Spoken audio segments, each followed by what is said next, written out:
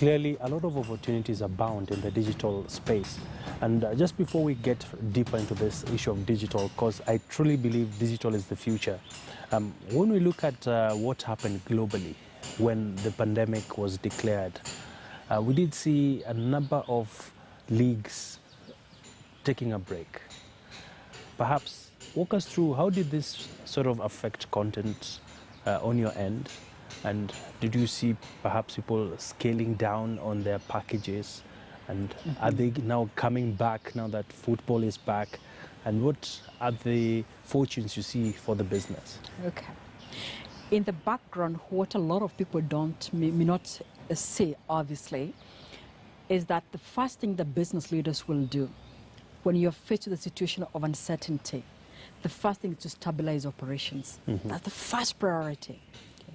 So stabilizing operations also means containing the pandemic and playing an active role as a leader to support government and all other stakeholders in containing the pandemic. And therefore, you'd also have expected the first thing is to minimize movement, minimize interactions, and take control. And that's what exactly the sports houses did. And that's where we had to stop the live matches. It was the responsible thing to do. Now, with live matches being halted, that therefore meant that the most attractive driver of entertainment was no longer available. We were also aware that stabilizing of operations and minimizing of movement meant that people are going to either lose jobs or lose livelihoods. And especially in sectors where they were forced to actually shut down completely. Let me give you an example. If someone shuts down their shop physically, they have no way of generating income. It's plain simple. Sure. Okay. If the supermarket cuts down on its operating hours, there's a workforce that has actually been either declared redundant overnight. Sure. So there were lots of people that ended up with, in Kenya, the Kenya Private Sector Alliance put it an account of about 400,000 people that lost their jobs or that lost their livelihoods in total. Which therefore meant that we as a responsible organization and responsible businesses also had to come in and play an active role in easing that pain. So as a show of goodwill, the one thing that Multichoice did was first and foremost to tear down the content. So we tear down a lot of our premium content into the lower bouquets.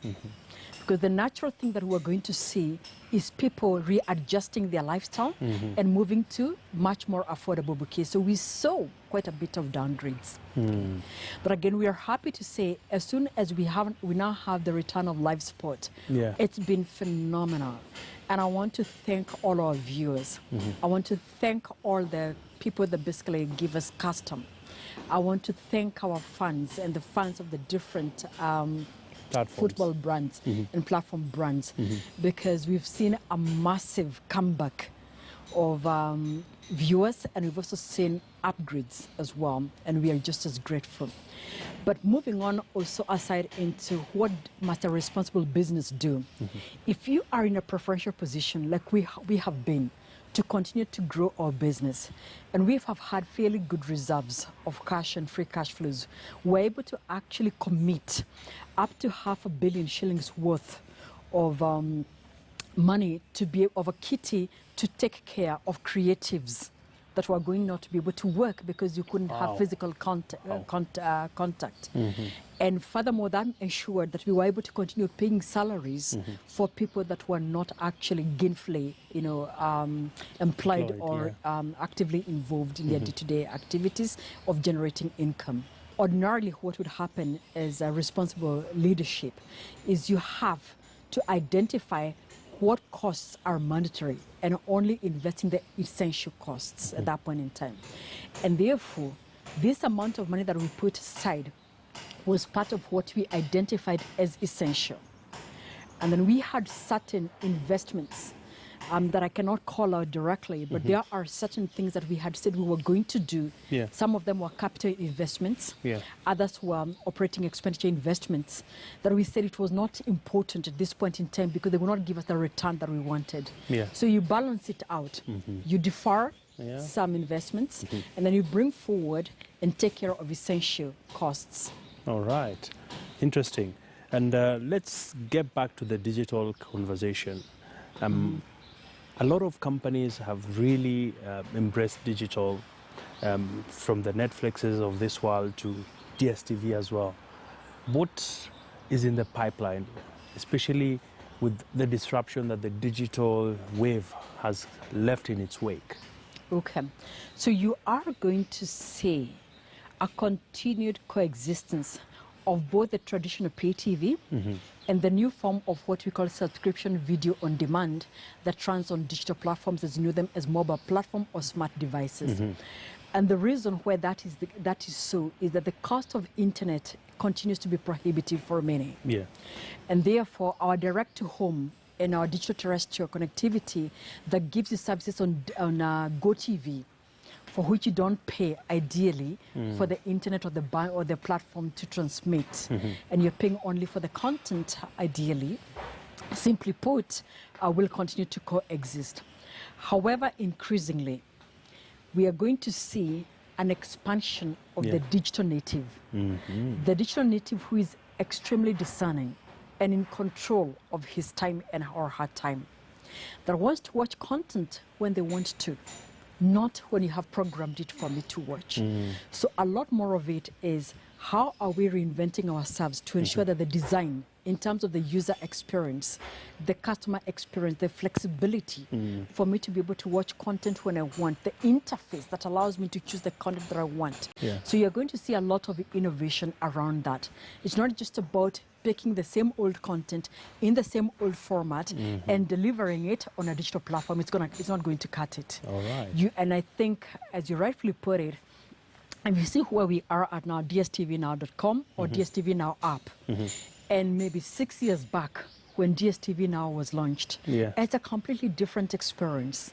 It's an experience that allows you to see all the content that you want, choose what you want to watch whenever you want to watch, allows you to catch up at your own free time. You can catch your favorite game wherever you are at. So it's a lot more, it's not as simple as get content, put it on mobile. No. So what's the future of pay TV? The future of pay TV is a combination of both traditional pay TV and the new digital forms of pay TV. All right. For the reason that I mentioned. For as long as that we continue to see the cost of internet being so high, people will prefer to still watch digital. They still prefer to watch TV via direct to home. But also remember, when you're in the restaurant, what's your favorite view? When you're in your bar, what's your favorite view? It's not on your small screen. You're watching on the big screen. Definitely. So we will continue to see that coexisting. And again, just to share with you some of the statistics, in the US and North America, where we've had a very high penetration of the equivalent of subscription video on demand like DSTV Now, we are actually seeing only 30% of households completely replacing and moving to a subscription video on demand platform only. And those are really the smart homes.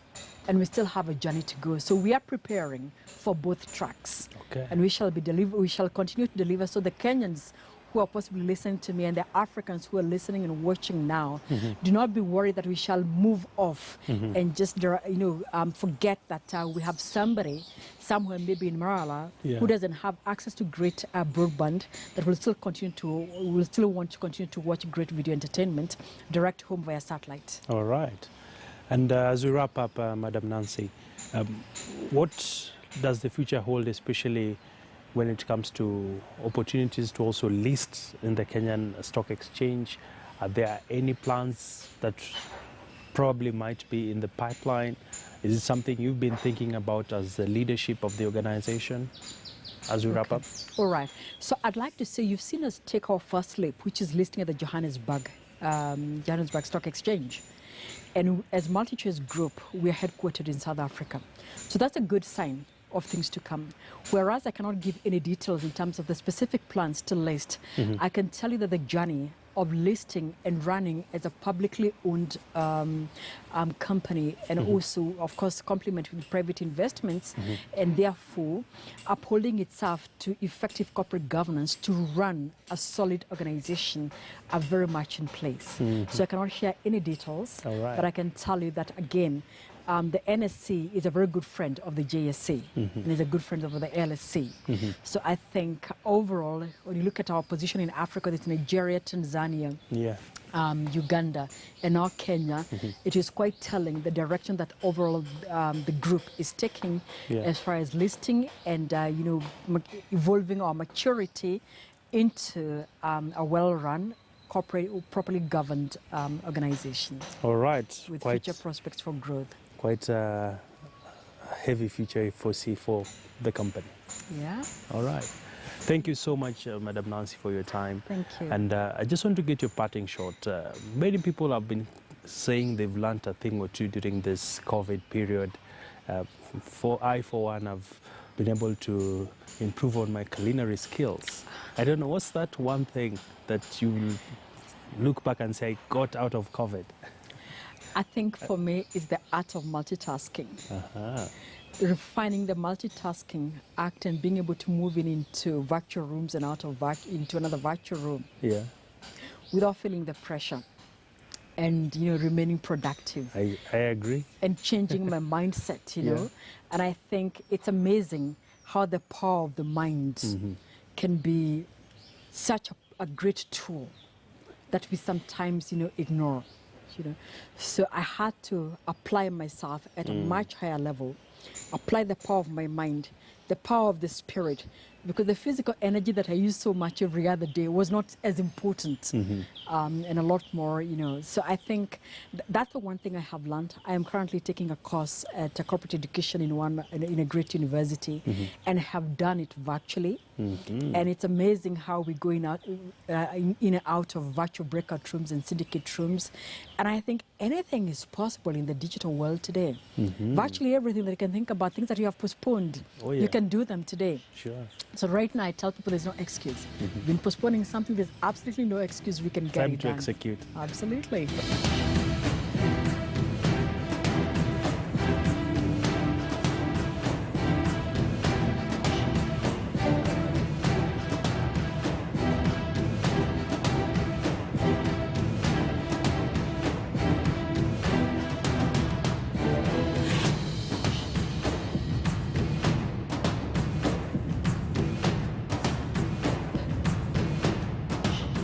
Well, and that's it for this week's episode of The Trading Bell. We do hope that you've learned quite a lot, especially what it takes to be active in the COVID-19 pandemic situation and why it's important for you as a business to stabilize.